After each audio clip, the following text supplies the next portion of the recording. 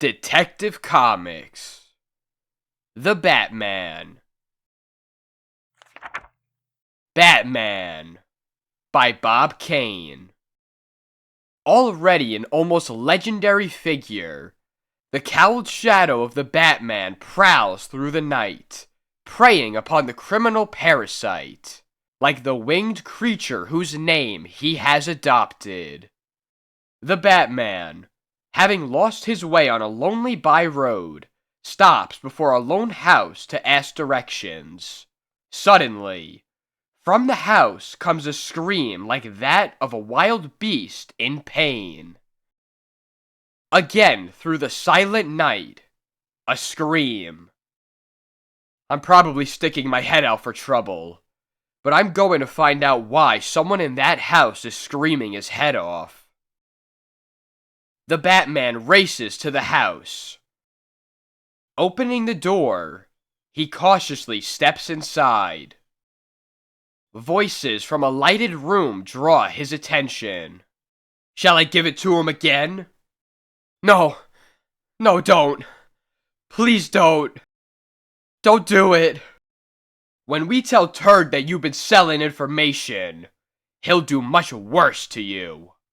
Tell us whom you sold the information to, or else. Better tell me, Joey, or I'll...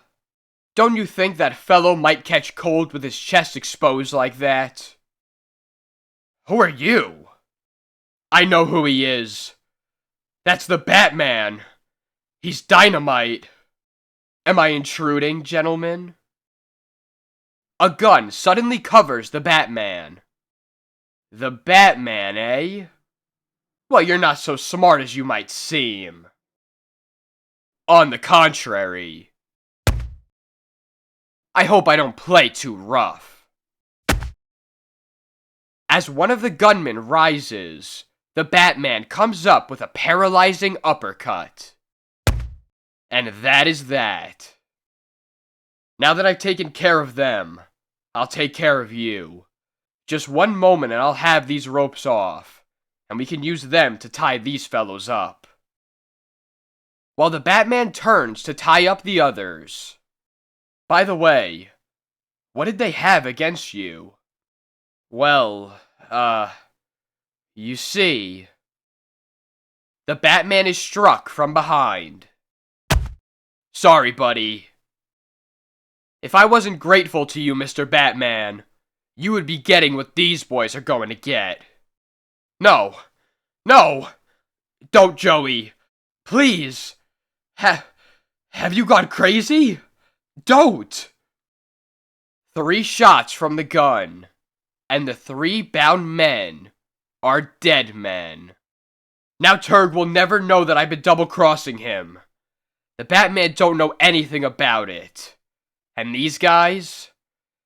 Well, dead men tell no tales. Some time later. Wow. What hit me? If I'm not a prize sap, letting that guy conk me when I...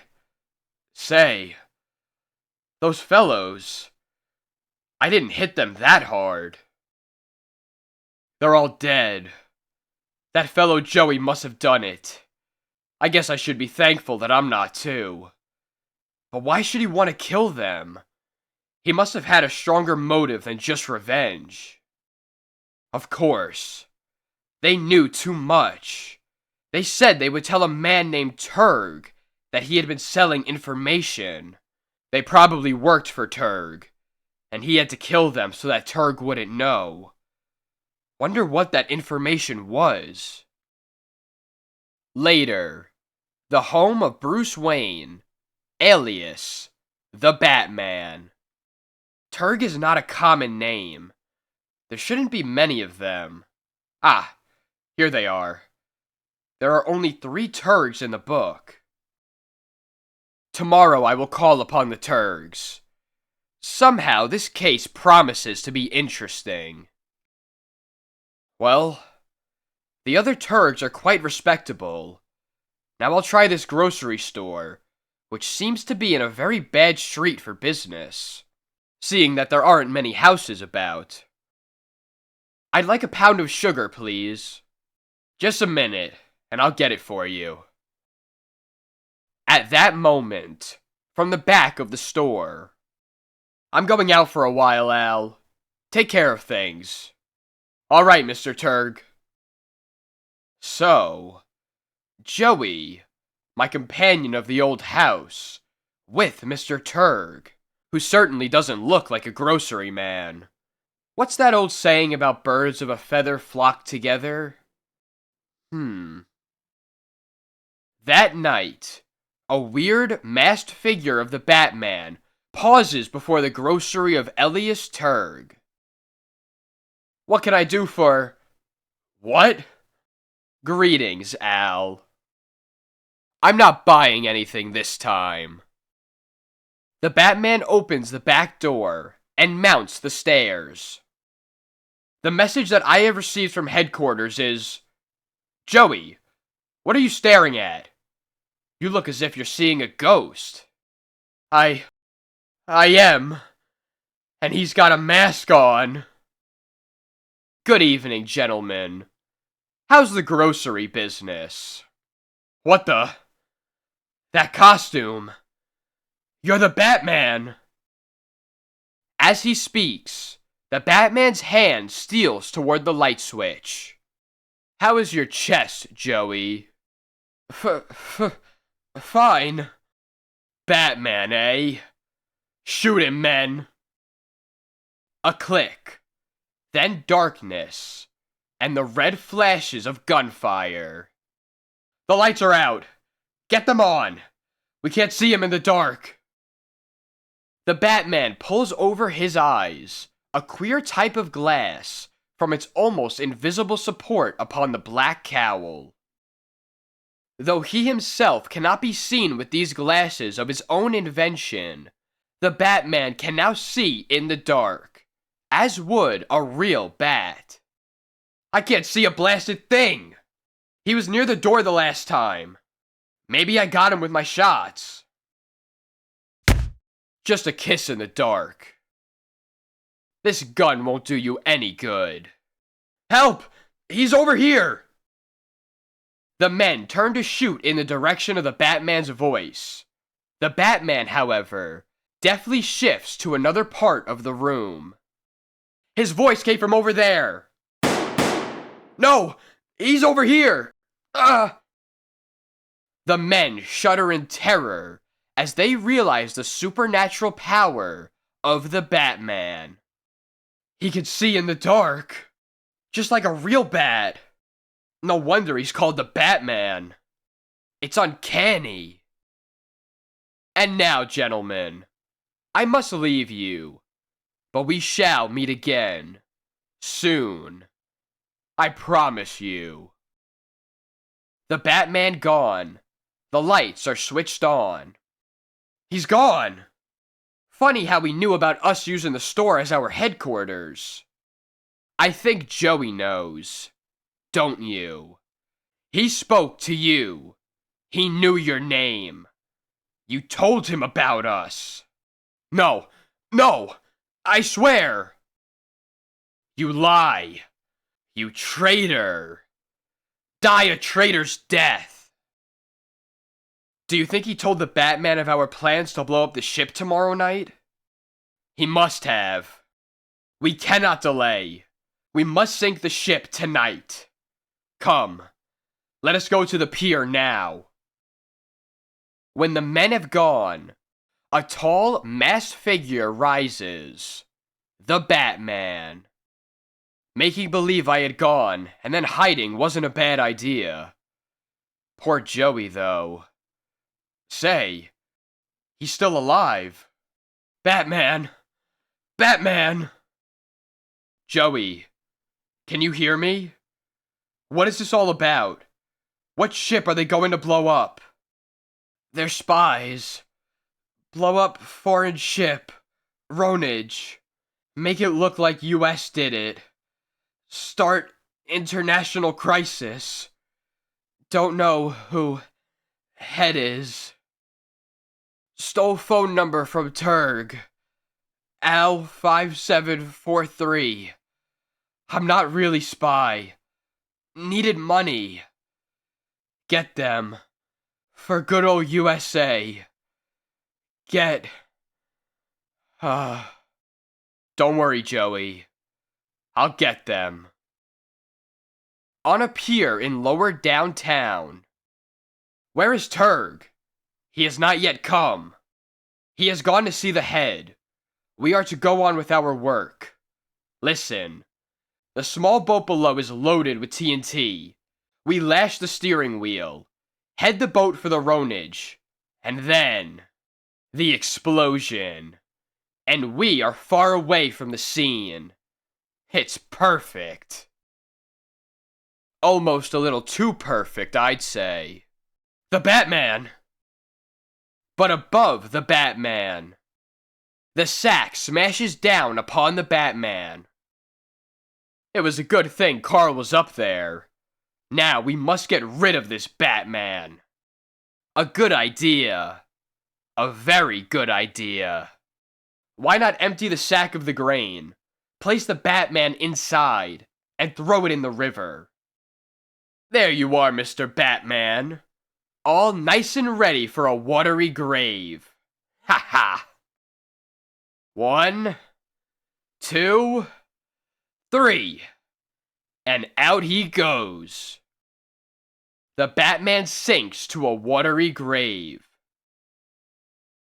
The shock of cold water suddenly revives the Batman, who, quickly realizing his danger, draws a sharp blade. I've got to work fast. A quick slash of the sharp steel.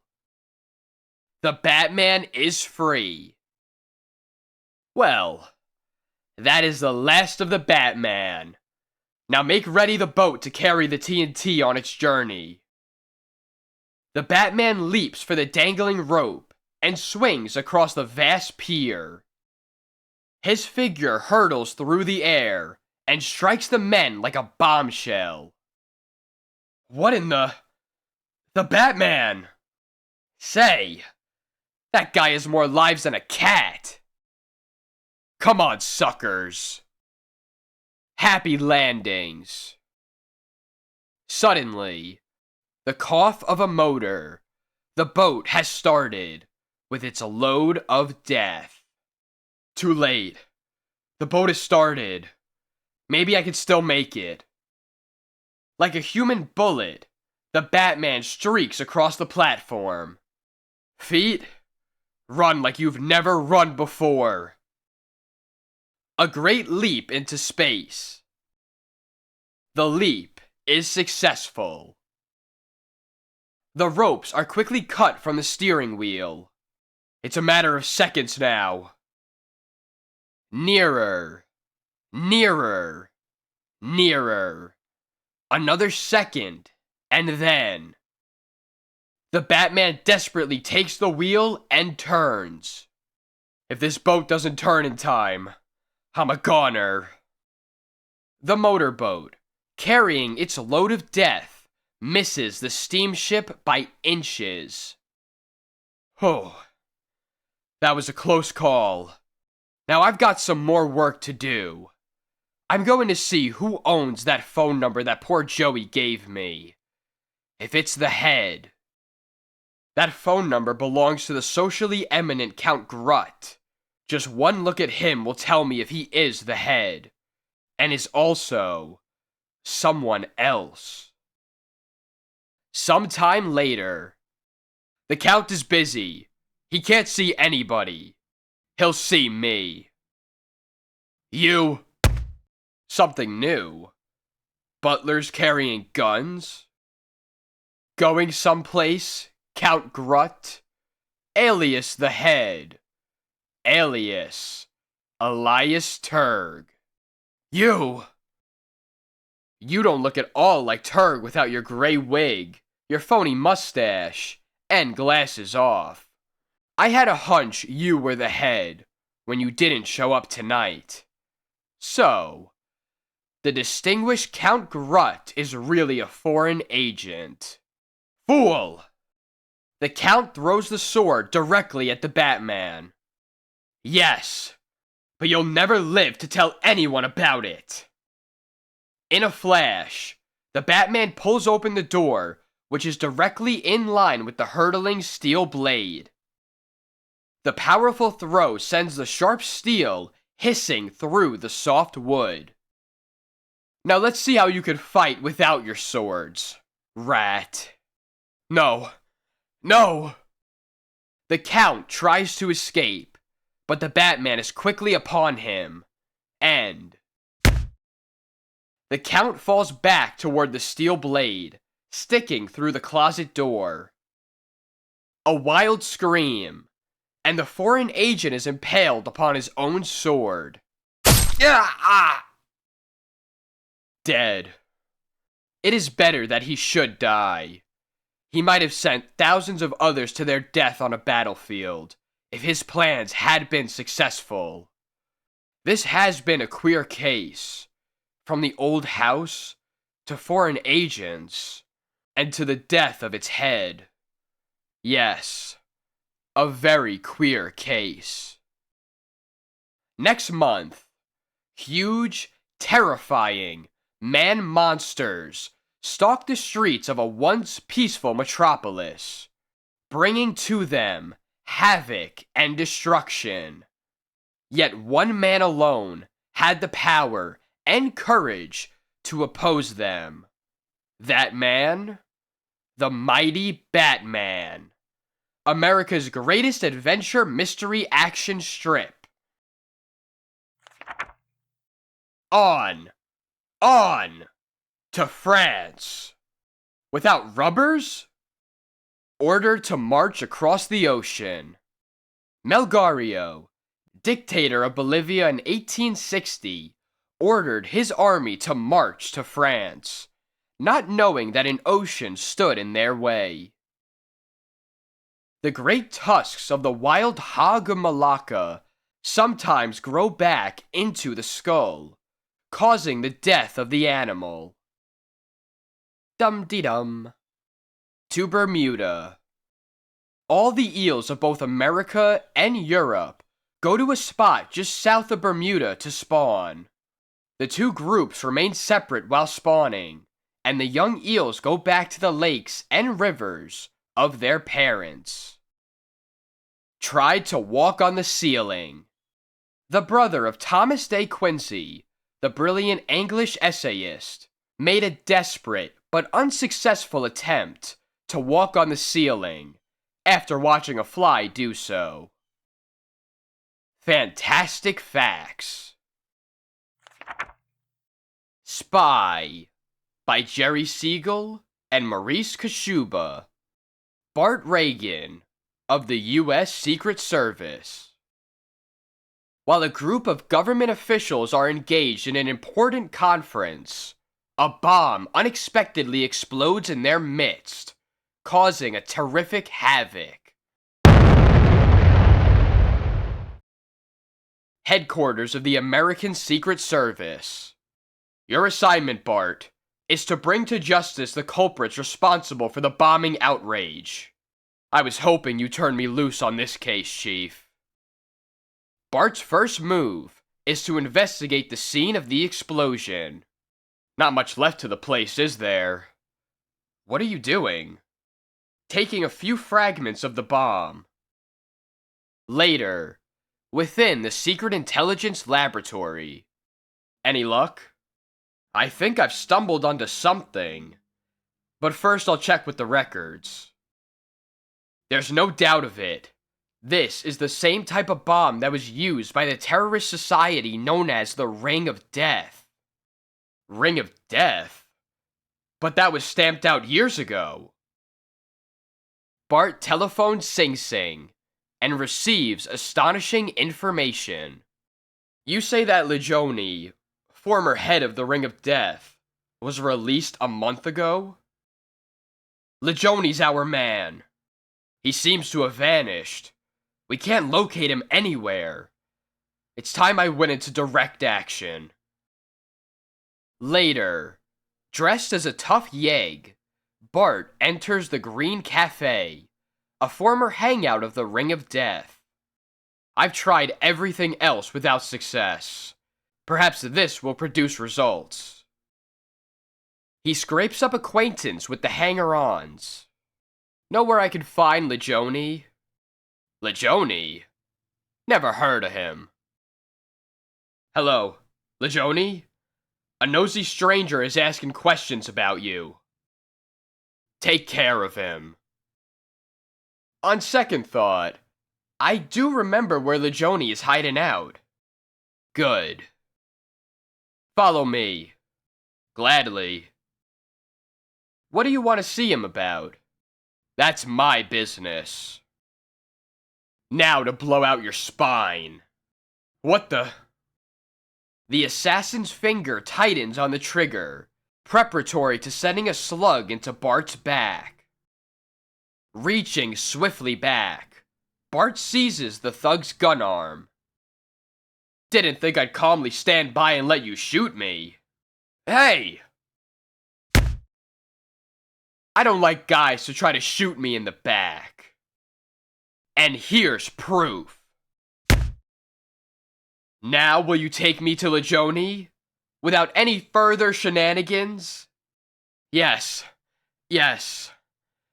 Legioni could use tough mugs like you. A few minutes later, they enter a nearby home. What next? Who's this guy? I thought... He means he tried to bump me off, but failed.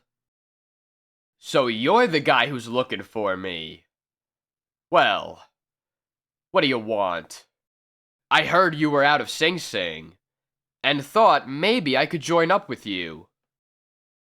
Anyone who works for me has to be tough. Try me. He ain't no lily. I'll soon find out. Stand here. If you pass this test, you're in. And if you don't throw those knives straight, I'll be out. Legioni, let's fly with knife number 1. An inch from my ear. You'll have to do better than that to throw a scare into me. A few minutes later. Well, satisfied? You got nerves of steel. As Legioni poises the final knife for the toss, the door opens. What you doing? Hello, Lacey. Testing a new member? Yeah. Watch this. That man who just entered. He's Jim Lacey. A fellow I once helped send up. If he recognizes me... Bart's fears are realized. That guy... He's a spy. He sent me to prison. Huh?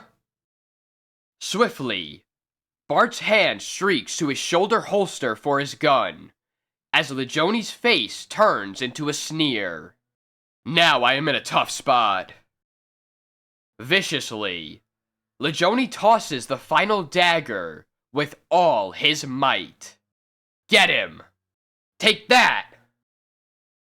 The knife pins Bart's sleeve to the board. His gun drops to the floor. Nice toss. A spy, eh? What do you know? Shall I tell him? Go ahead. Or... I know plenty. You were responsible for the bombing of the government officials. That's true, isn't it? Right. That was the first move to revive the Ring of Death. A few bomb scares like that, and we'd have intended victims paying plenty for protection. Thanks for confessing. I only guessed before. Well, that confession isn't gonna do you any good, because you're getting drilled right here and now. Bart acts with lightning speed. Reaching back, he tears off one of the daggers from the board, and heaves it so that it punctures Legioni's wrist, and the gun drops. I'm not such a bad knife tosser myself. Ouch! My wrist! Keep your hands high. The Daily Star. Bombers captured by police. Nip, Ring of Death revival. My only regret is that you couldn't receive credit for your great public service. Hang the publicity. My only concern is to be of service to my country. The end. Cosmo, the Phantom of Disguise. Illustrated by Sven Elvin. Extra! Extra! Liner with 400 aboard lost at sea. Believed torpedoed by U-boat or plane. That evening, Cosmo's doorbell rings. Why, hello, Barker. What brings you up here? Come in. I must talk to you before I sail tomorrow, Cosmo. I'm taking the Sea Swan with a cargo of chemicals to Southampton, if I make it. 3 of the line's ships have disappeared in the last 4 months. Naturally, I don't feel too good about going. But where do I come in? I don't know. But I believe I'm being followed for some reason or other. Noticed it for last 2 days. I don't see the motive. Do you? No. But would you care or dare sail with me on this trip? How do you suppose I can resist a dare? Of course I'll go. I'm very grateful. And relieved, Cosmo. Shh. Barker. Wasn't there somebody ducking around that corner? Huh. I told you I thought I was being followed, didn't I? Well, look for me tomorrow. And keep it quiet. Okay, Cosmo. I'll be seeing you. Next morning, Barker gets his final instructions from the company's vice president. Captain Barker, we'll have to pick up a crew where best we can. Everyone is afraid of our ship since our recent casualties. We'll go over the route you're to take, to avoid as much possible the war-infested areas. Yes, it's quite a risk, and we may have to sail short-handed. Well then, here's the route, and don't disclose our conversation and plans to anyone. Goodbye, and good luck, Captain Barker. If things go well, I'll see you in 2 months, Mr. Abrams. A motley and ruffian crew is finally signed on.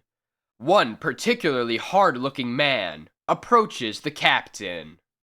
Aye now, you need a first-class engineer now, don't you, Cap? Look here, Captain Barker it is. And you're even too tough-looking for this outfit. Good day. So, that's the way you treat your old friend Cosmo, is it? I'm surprised at you. Why, blame me. You certainly surprised me. Come on. Remarkable rig-up, old boy. At last, the Sea Swan sails for the high seas and adventure. Several days at sea, under an apparent calmness, runs a surge of unrest aboard. Men are furtively talking in groups. Then, one evening, Cosmo overhears a strange conversation. We must get ready to strike soon. Have you everything in readiness, Tom? We've got to sound out a few more men yet, Corrigan. Boroff is sending our location to Steinbeck. This doesn't look very healthy to me. Wonder what's up. But time grows short. I'll have to risk it. Cosmo feigns drunkenness and shambles across the deck. Say, what's this guy doing here? Who is he? Oh, he's the engineer. A drunken bloat. Let's try to talk him over on our side. Hey there, you. How'd you like to earn a couple of $100 easy? Who's arguing, eh? give me the dough and tell me what you want. Look here.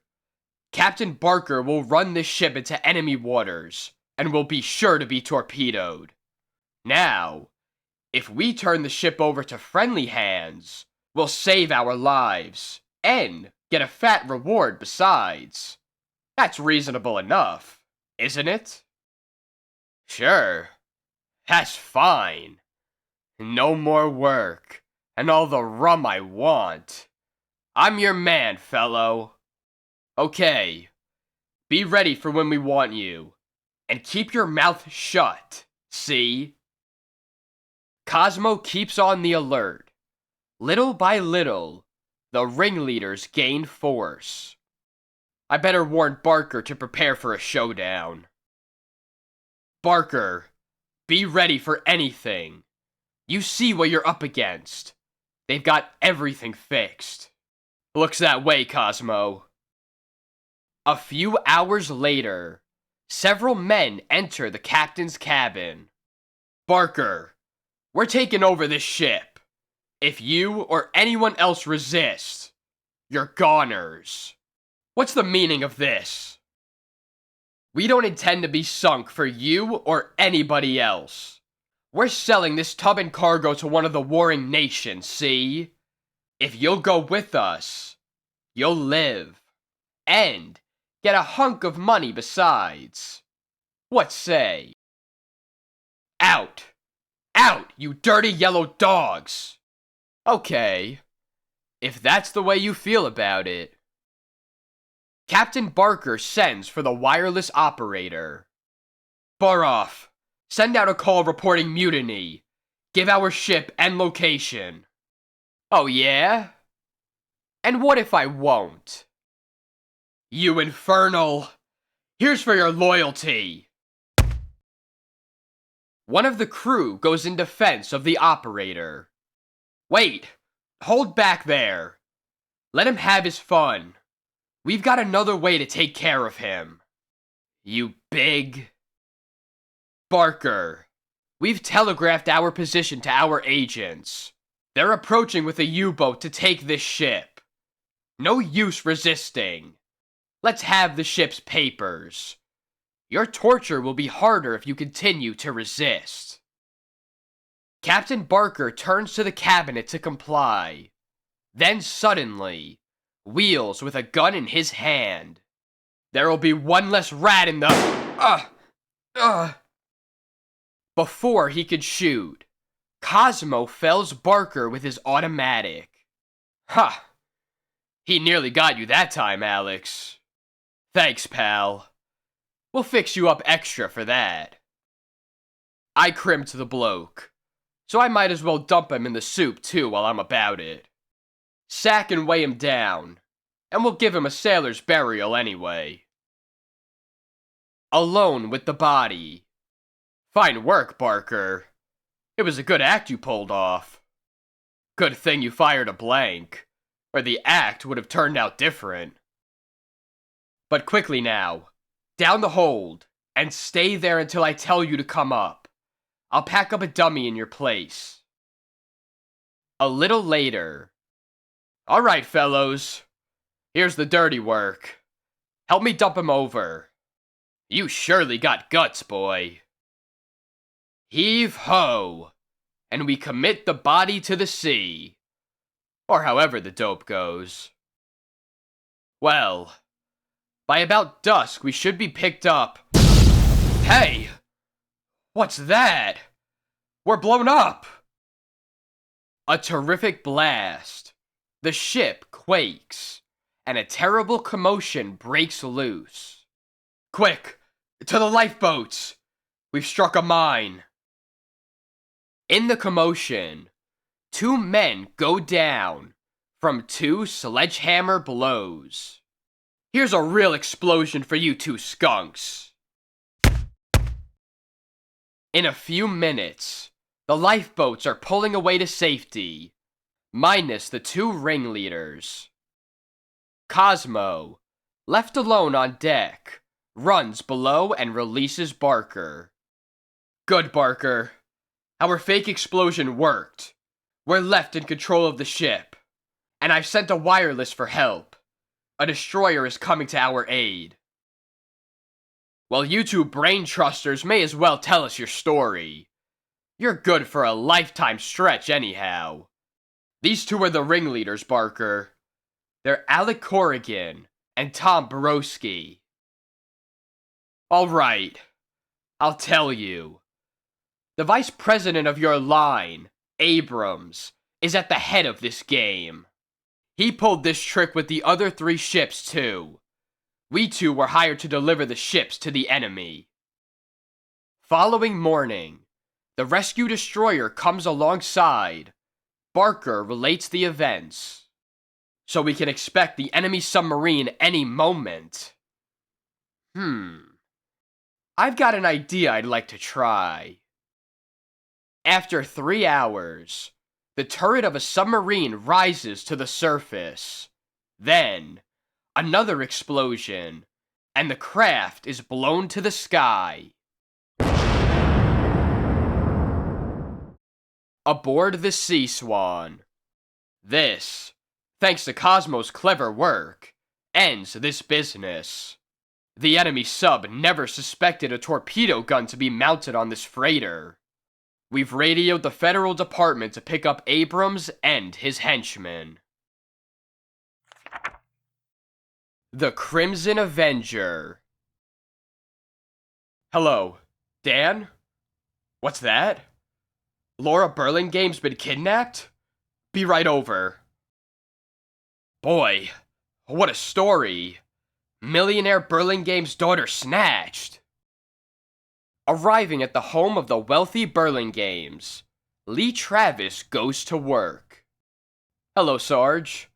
Looks like big headlines again. Any ideas on the case? Not yet. At any rate, the police were just called in. You have my deepest sympathy, and rest assured that all will be done to get your daughter back. Safe. Thank you. Well, Sarge, keep yourself informed about this case through the Globe Leader. Extras quickly appear on the streets. Girl kidnapped. $50,000 ransom. J.N. Worthy, a former business associate of Burlingame, receives a note. So the kidnapper suggests I act as go-between. I'll see Burlingame. This came as a surprise, of course. If you wish, I'll gladly do my part to bring about a return. It seems the only solution, Jay. The Crimson Avenger suddenly enters the case. I'm afraid you haven't any choice but to tell me where Worthy is to meet the kidnappers. Come on! Speak up, man! We're wasting time. He meets them at the Perry statue in Central Park, at midnight. A high-powered car awaits the Crimson Avenger. All right, Wing. We're going for a drive in the park. Slow down. We're near the spot. Just around this next curve. Ah. Worthy is on time. Now we'll see. Ah. Here comes someone. Now for the signal. Someone's getting out of that car. Okay. Make it fast. It better be all here. Here it is. Everything as ordered. As the kidnapper speeds away, the Crimson Avenger returns for his car. Just keep them in sight, Wing. Don't want to look as though we were following. Hey, Barney. Ain't this buggy got more speed? The car roars into the suburbs. I never expected them to head in this direction. The house ahead. They're turning in. The kidnapped car stops at a palatial residence. So this is the hideout. They certainly believe in class. And inside the hideout, well, So far, no hitches. Ha! Wonder how the cops like it. Now that we've got the dough, what do we do? I hope I'm not too late. Hey, use mugs. What about the brat? I ain't no noise maid. Take it easy, Rosie. You're getting a cut, ain't ya? Good. At least Laura is still safe. Now for a phone. Listen, dearie. Cut the tears. It's getting me down, see? Finding a phone. The Crimson Avenger calls the police. Hello, police headquarters? About the Burlingame child. She is at 704 West Highway, Scarchester. Hurry. Here comes the boss. Now to split the dough and get. Let him in, Barney. Smooth work, eh, boys? Too easy, perhaps. A cinch, boss. I'll give you all your cut now. Then all of you fellows duck out of sight. I'll get in touch with you later. Oh no! You and your playmates are not going anywhere. There are other guests arriving. The Crimson. But you haven't a thing on us. Just a kidnapping rap.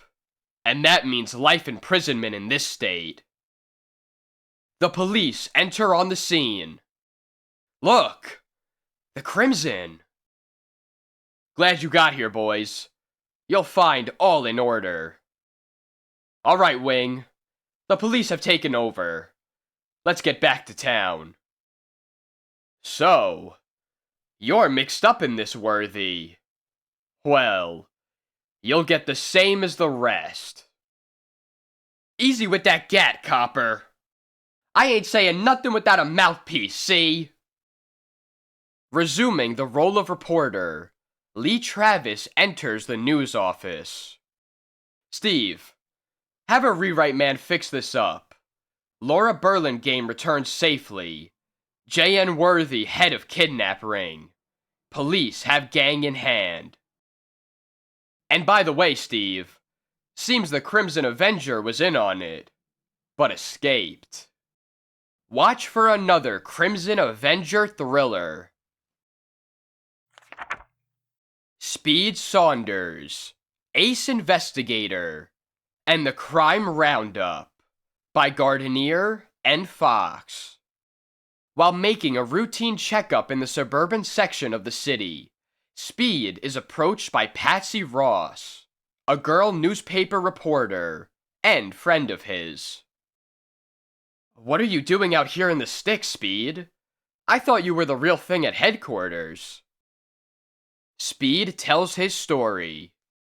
This is it, Patsy. I was framed. The other night I went into Hogan's bar after Limpy Lee, the killer from Cincy. I had a tip Hogan was sheltering him. I was looking around when a man standing in back of me walloped me over the head. They threw whiskey all over my body and tossed me into the gutter. Broge of headquarters found me, supposedly drunk. The commissioner said he'd be lenient because of my record. Yet here I am, out here in the sticks. You've got to prove yourself innocent, and I'll help you. Go after 'em. Forget the men in power. Go out and arrest all the lawbreakers you know, Speed. I'll write it up. I know plenty of 'em. What a sensation that would make. And it might get my job back as special investigator. I'll get your job back. My paper will see to that. One ticket to Big Shot Downs. He rules all gangland. This'll start it off. Hey! What you giving me a ticket for? Don't you know me? Sure. You're Gus Rowland, one of Down's gunmen. Well, I'm taking you in for carrying a gun, and you better come quietly. You can't do this, Speed. Down's too powerful. But I am. I'm booking him for violation of the Sullivan Law and for investigation. It won't hold. I'll get you, mug. Patsy, who has followed in her car, makes sure the charge sticks. You've got to hold him for 24 hours when he's booked for investigation. I give up. I'll book him. But heaven help you, Speed. Speed continues his one-man purge of the city. But I got protection from this. Oh, no you haven't. We pay for this a spot. You have no license. Move on, or I'll run you in. I noticed some violations here the other night, before they slugged me. You'll appear in court on these, Hogan. Or else. I've been paying good money for privileges. I'll see you get busted. You and your gang framed me. I'm going to get you and your crooked work, if it's the last thing I do. Unnoticed by Speed, the door behind him opens. But Speed is warned by the glad look in Hogan's eyes. Oh yeah? Attempted murder. Guess this'll hold this fellow, Hogan. I might run you in as an accessory. You pay him wages. Don't run me in, Speed. I'll do whatever you ask. You will, eh? Then who framed me the other night? And why? Limpy Lee. He's the man you were after when you came in. He got Joe to conk you with the bottle. Speed pays a visit to Limpy Lee. When I'm through with this town, I'll sit up and take notice. You! Me is right. Open this door. You'll sign a confession I write that you framed me. Then you're going to stand trial. You're going to admit the killing of Good Time Bill, and that you KO'd me and poured whiskey all over me. Patsy, come up here with a photog at once. I've just arrested Limpy Lee and Joe Forrest. As Speed leaves the house, he is met by a barrage of cameramen. This'll break the town wide open, Speed. Complaints have been coming in from the big shots above you. We've printed an extra all about the one-man crime roundup. This ought to get me back at headquarters. Speed's furious gangland roundup has upset all the police department. Phone calls and more phone calls from those of the underworld who paid for protection keep coming in. Yes, I know. I tell you, Saunders is crazy. If the papers ever print this, look at this extra. Saunders of the police force. One-man crime roundup. Fearless officer faces death hourly as he brings in the big shots of all gangland. Get Saunders. Get him, I tell you. But before Speed can arrive, Mayor Smith, what is the meaning of this?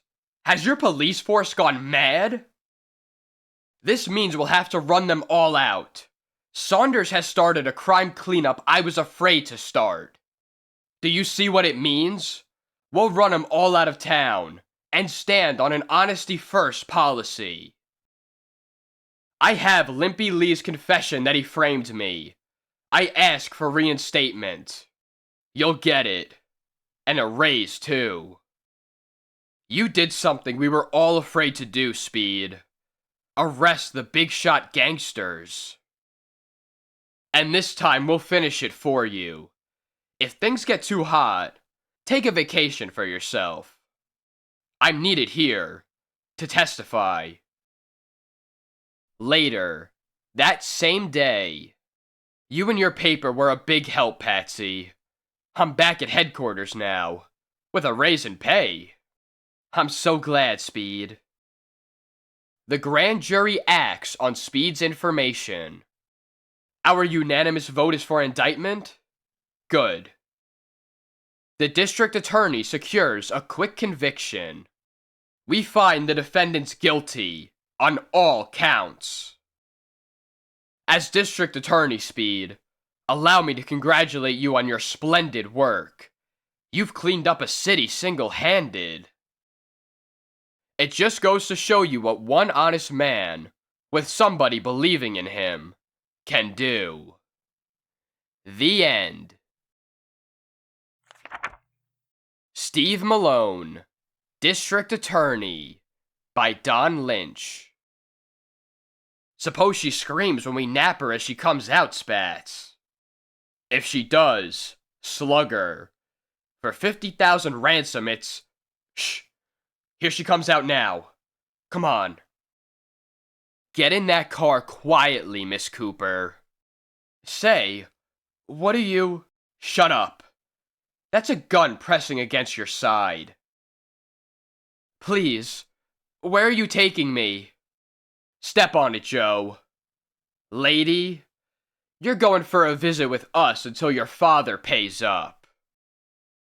The Office of District Attorney Steve Malone. It's my daughter. My butler found this note this morning. You've got to help me. Let's see the note. Harold S. Cooper. We have your daughter. We'll give her back alive for 50,000 unmarked bills. If police are called, she will be killed. Get money ready to give our contact man. Remember, any tricks, and we kill her. I'll pay the money, but I can't be sure they'll free her. Even when I pay the money, maybe they won't return her. That's why I've come. No, they might fear to release her, lest she be able to help police later in capturing them. We've got to find their hideout before the ransom is paid. You wait at home for their man to contact you. I won't have the police move, so don't worry about them finding out you told us. Thanks, Mr. Malone. Please try to save her. Steve steps out to the outer office and speaks to his assistant, Happy. Happy, where would be the safest place for kidnappers to hide out for a week? Over in the East Mountains. Take a week for the police to comb all those woods. Right. They'd soon know if the woods were being searched in time to kill her and skip. Come on. I got a plan. Okay, boss. You're nuts if you think we too can search those woods in less than a year. We couldn't, but an airplane could in an hour. Tonight. In the gang's hideout. Trigger will contact her pa tonight, and be here with the dough before midnight. Are we going to let her go back to tell the cops what we look like? No, dope. Just before we scram tonight, she gets bumped. Okay. Draw a card. High man does the job. 10 of clubs. Spade king. I do it then. Tonight. We'll encircle the area and try to spot a light in those woods. Happy, you stay and get our reports over the radio telephone. Right. If you do spot a light, what then? Never mind that. You phone Cooper and see if he has paid the ransom to the contact man yet. We're over the area now, Mr. Malone. Good. Tune in to Happy at the airport. Steve, Cooper was contacted an hour ago and paid the ransom. He wouldn't let our man tail the guy. Afraid the kidnappers would get wise. Gosh, that doesn't give us much time to get to them before they leave. I told Cooper to stall. Ed, make wider circles and fly lower and faster. Mr. Malone, isn't that a light down there? Light? Where? Yes. You found it, Steve? Where? Yeah, I got it. Send police there. I'm going down. Someone has to get there right away. A minute's delay might mean that girl's life. So I'm going to jump. There's a clearing about a mile from the shack. Good. Head for that. I'll jump there. I'm over it now. Work the strings like I told you to direct. Thanks. Here goes. Steve jumps out into the darkness and lands in the clearing. Trigger, did Cooper pay you the money?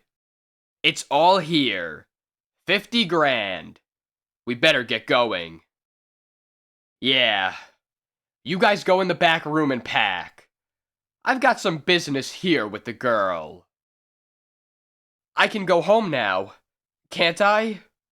Well, you gotta be nice to me first. Steve fights his way through the thick underbrush to the hideout. Darn! My gun must have fell out of my pocket during the jump. Should be almost there by now. Be nice, can't ya? Don't touch me! Let me go home! Please! Before I kill you! Let me go, you beast! Help! Help! Please! Steve arrives at the gang's hideout. A scream. Looks like I'm not too early. What the? Hey! Boys! Miss Cooper! Get out, quick!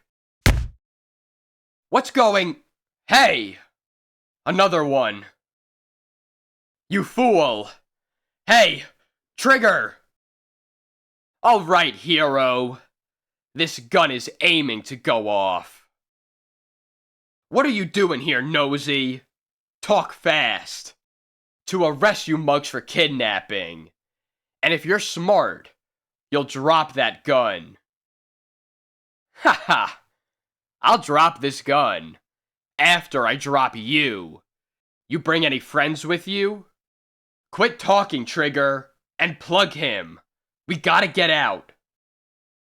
The girl bravely returns to see if she can aid Steve, and decides to act. There. Steve is quick to seize the chance for his life, and tackles Trigger. Happy arrives with the cops. Alright, you're safe now. Please, inside. Save him.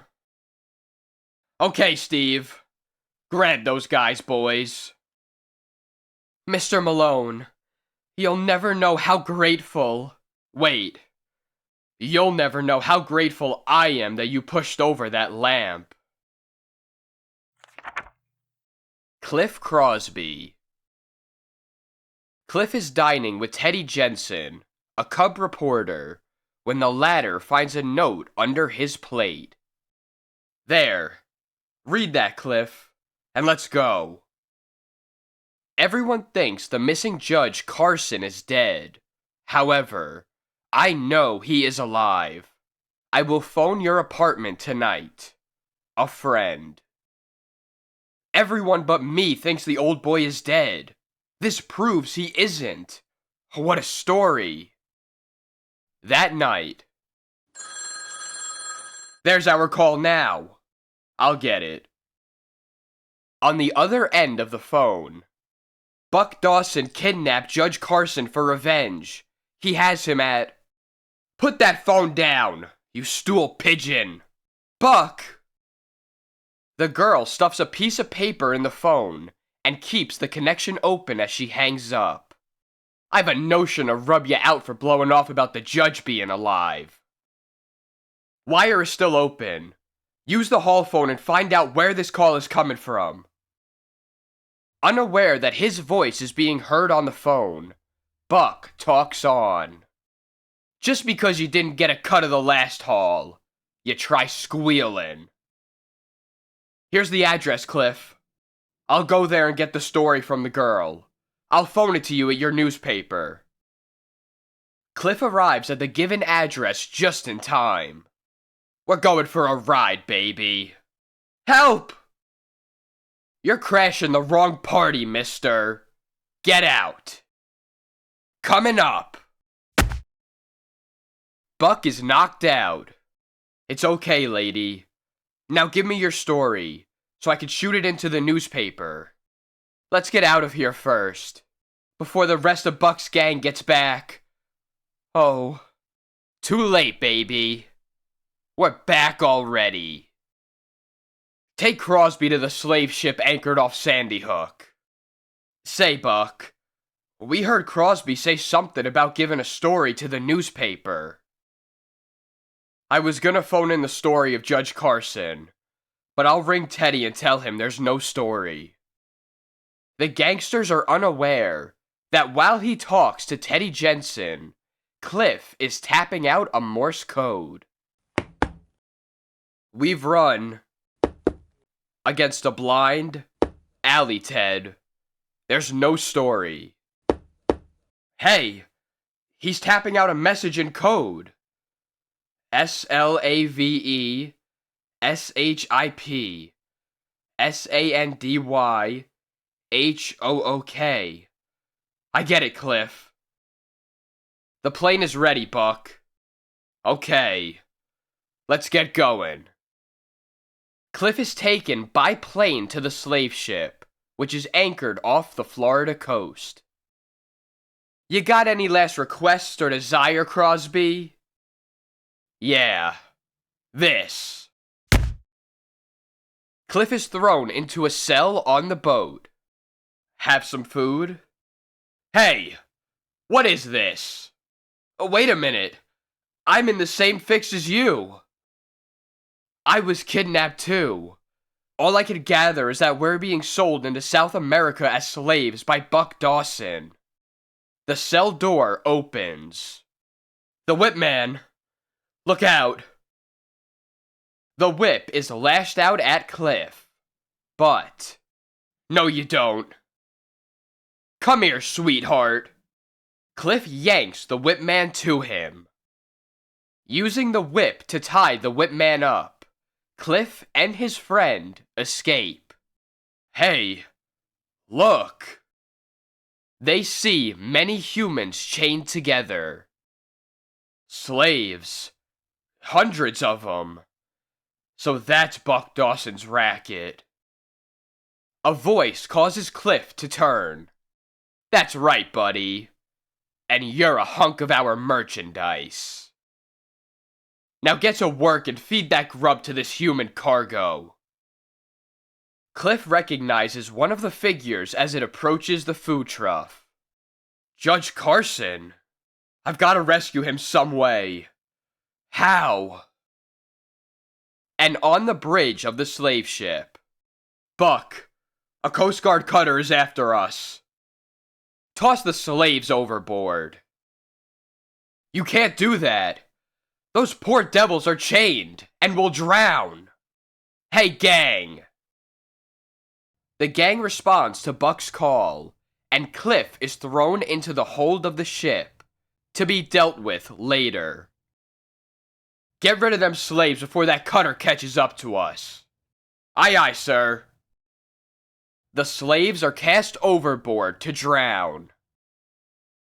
The government cutter pulls up to the slave ship, just as the last slave goes over the side into the water. At 'em, men! They're throwing men overboard. Buck slips away from the fight. I'll get some hand grenades from the arsenal and fix those coppers. Meanwhile, Cliff has come to in the hold. Upon seeing Buck, he tosses a knife to prevent his entering the arsenal. Buck is pinned to the door as the knife finds its mark. Ow! Cliff then dashes out of the hold and comes upon one of Buck's men using a machine gun. Go to sleep, baby. Two other thugs rush Cliff, but your chins are a bit rough, gentlemen. You need a shave. After the gangsters have been subdued, Teddy, I got the message okay. Brought the Coast Guard along. This was the only ship at Sandy Hook not registered, so I judged it was the slave ship. Meanwhile, below, Buck has pulled the knife from his hand, affecting his release. Gotta get up these stairs. Dragging himself out on deck, Buck looks up to see all of his men made prisoners. Unseen, Buck works his way around to a point upon which a machine gun rests.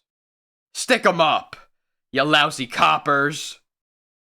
Demanding the release of his men, Buck shouts other orders. Put those G-men in irons. We'll sell 'em as slaves. I'll fix this Crosby and the judge when we hit the coral reefs. Okay, boss.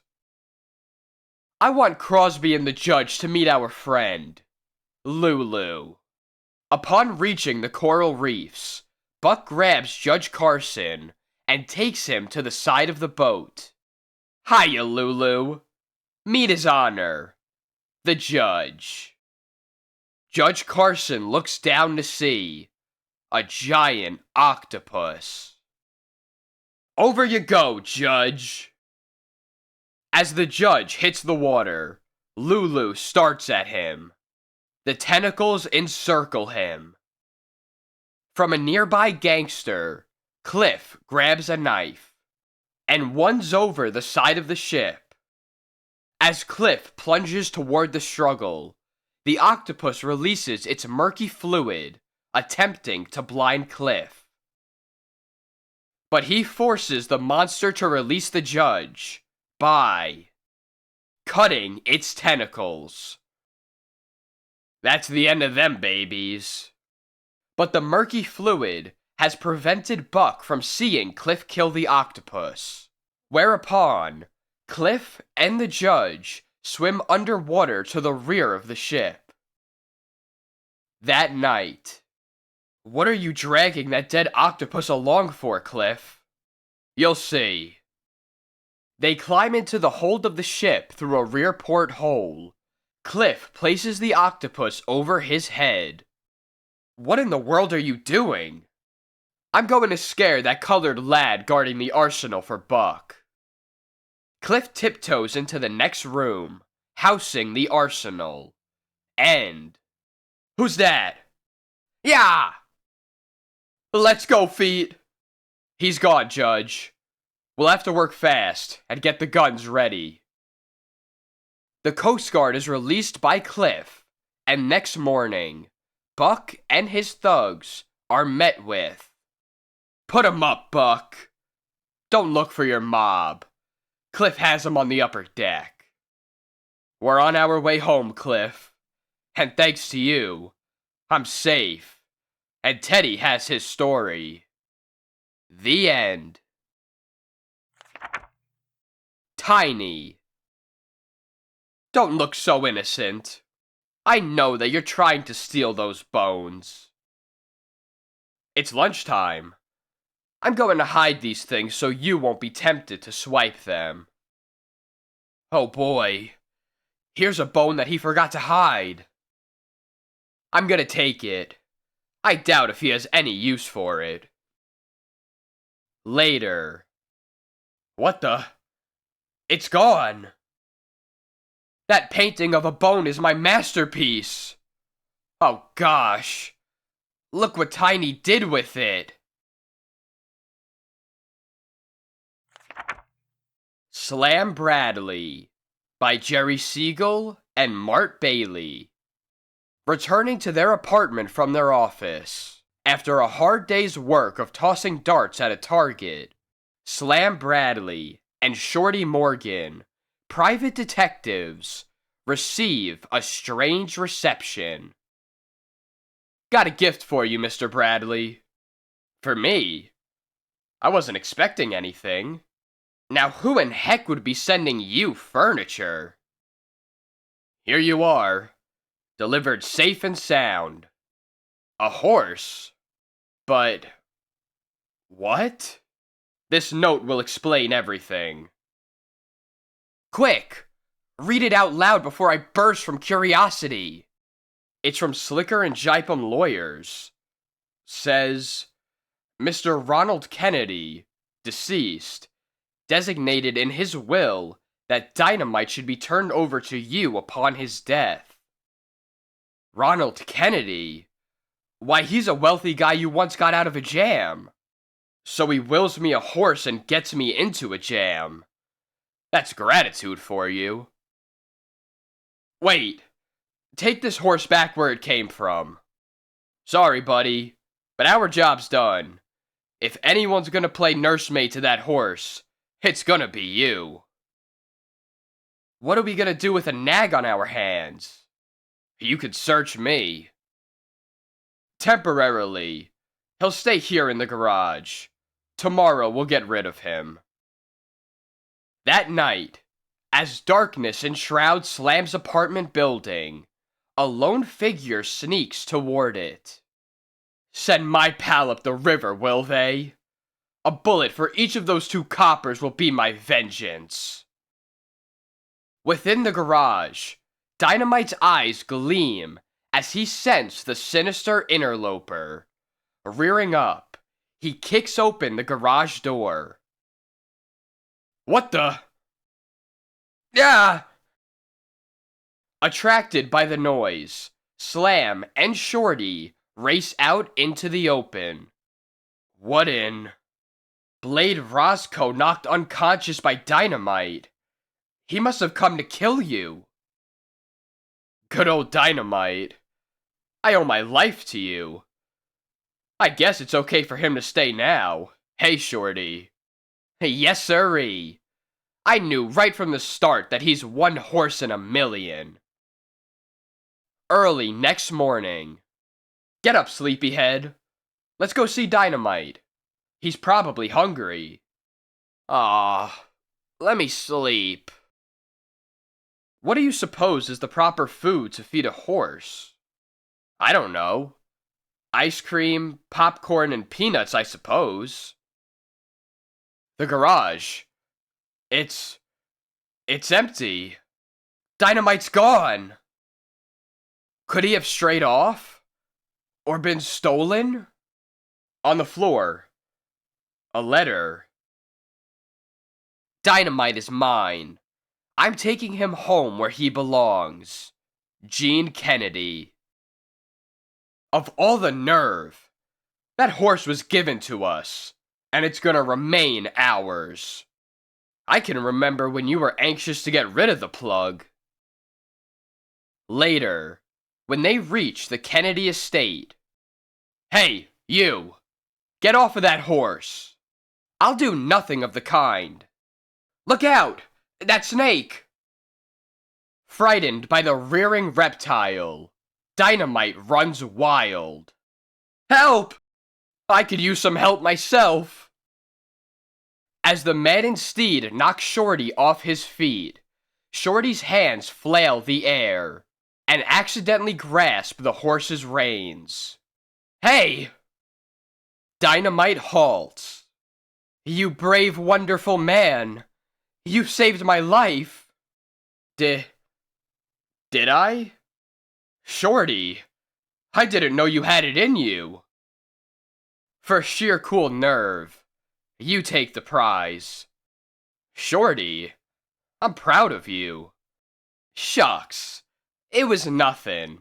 I saw my duty, and I done it. I'm Gene Kennedy, and I presume you're Slam Bradley and Shorty Morgan. It was a shabby thing for me to do, running off with Dynamite, but he's always been my favorite, and I was afraid you'd mistreat him. Harm Dynamite? Why, I'd sooner cut off my right arm. We love horses, don't we, Shorty? Absolutely. I've made a mistake. You're free to take Dynamite. Do you intend to race him? Race him? Yes. I'm convinced he has a great career ahead of him on the track. I've an idea. You know more about horses than we do. Why not train him for a part interest? I'd be delighted. Let's shake on it. Done. Hey, don't I get in on this too? What a peach. The horse? Or the girl? Next day, they visit Belmont Racetrack to find Dynamite being put through his paces. How's he doing? Great. Just broke the track record. Take him to his stable, Murphy, and see that he's well attended to. Yes, miss. Mornin', Dynamite. But when the jockey reaches the stable, he vents his ill temper on the horse. Quiet! Curse you! What's that noise? Sounds like Dynamite. Why, you butting in, eh? Not if I can beat you to it. Get out, and stay out. I'll fix all of you for this. Perhaps he'll make trouble. Nah, he's just shooting off his mouth. But later, Murphy makes good his threat by dropping in on Chips Grant, notorious gambler. Dynamite's a sure winner, see? And if you want to horn in on him, I wouldn't exactly cry, see? You interest me. Next day, at the Belmont track. Nice nag you've got. Interested in a proposition? I'm not interested, Chips, in making deals with crooks. Listen, you little squirt. No gal can get flip with me. Take your filthy hands off me. You heard the lady. What? Careful, little man. I've smashed punks for less. I don't like you at all. And when I dislike somebody, I don't hesitate to show it. I'll get you for this. You won't be the first who's tried. Be serious for once, Slam. Chips is as dangerous as a rattlesnake.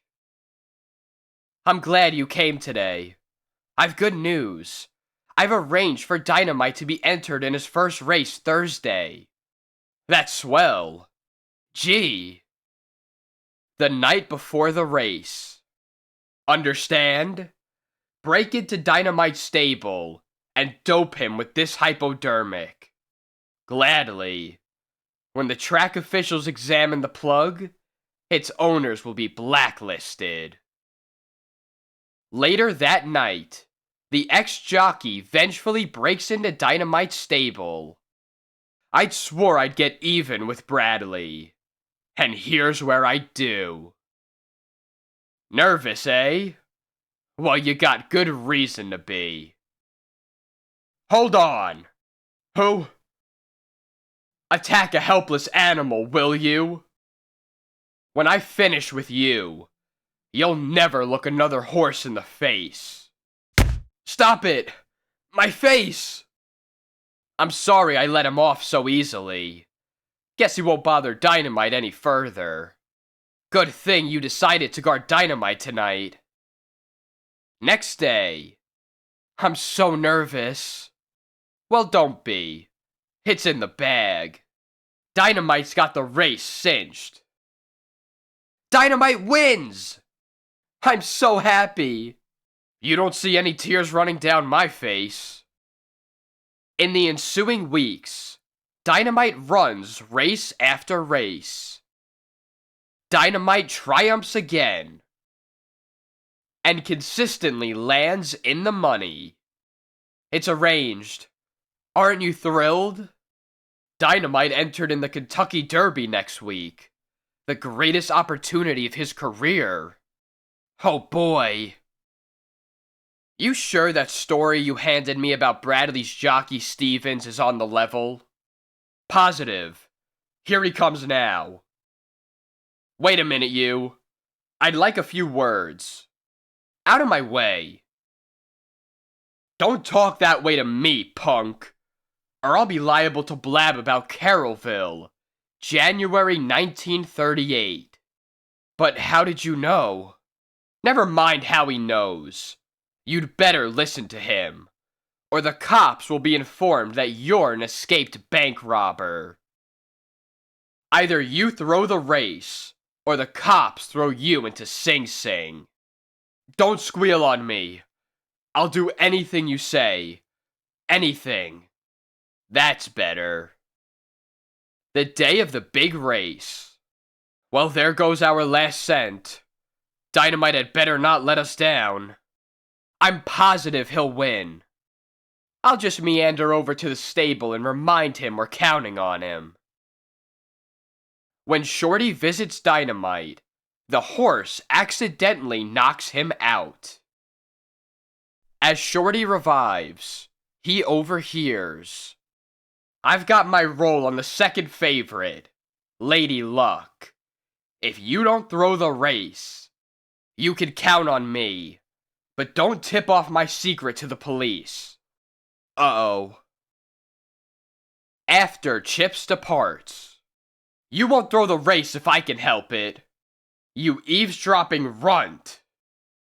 Hey! What goes on here? He sold out to Chip, Slam. Is going to throw the race.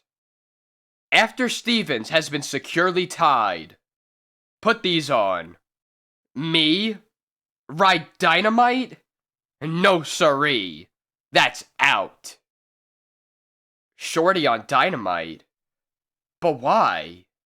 I'll explain later. Right now I've got to look up a certain human skunk.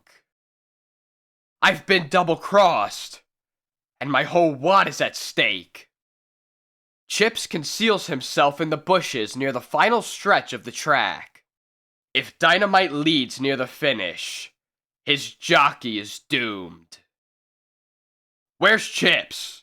Quick, or I'll give you the beating of your life. He's hiding out down there in the bushes. They're off, with Dynamite bringing up the rear. Come on, Dynamite. Old boy. Old pal.